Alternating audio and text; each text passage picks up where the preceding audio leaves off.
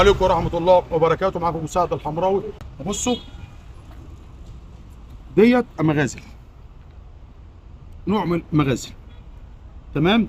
لما هتيجي يبيع لك يقول لك دي مغازل، دي مش مغازل خالص، دي اسمها اساكا ميكشي، ساكا ميكشي، ودي هي المغازل. ديت رخيصة خالص، حلوة، يعني سمكة متوسطة في الأكل اللي هي دي، بس كل لما تكبر هتتاكل، يعني لما الحجم بتاعها كل ما يكبر يعني تبقى كويسه. ديت صغيره كبيره في اي حاجه، ديت يعني من احسن انواع السمك، تمام؟ السعر ديت رخيصه، يعني حاجات يعني على قدها، ديت اضعاف منها يعني. خلاص، ديت بقى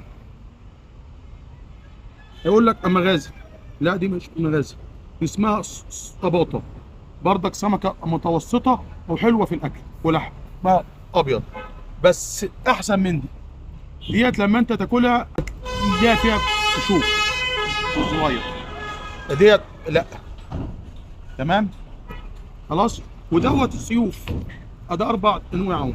السيوف دي سمكه بردك سمكه عاليه في الاكل قوي، حلوه قوي قوي قوي، يعني هم دول في الاكل حلوين خالص. سيوف، مغازل، وبعد منها ديت هي اللي ايه في الغالب بيبقى فيها الغش، بتمشي سيوف وتمشي ايه مغازل. فهو هنا هوت هيغشك، هيقول لك دي مغازل وحلوه، لا اما يقول لك ادي سيوف،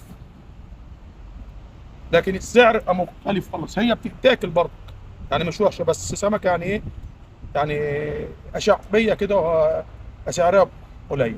وتابعوني وانشروا عشان انت تستفيد، ما تروح تشتري سمك تبقى عارف انت بتشتري ايه.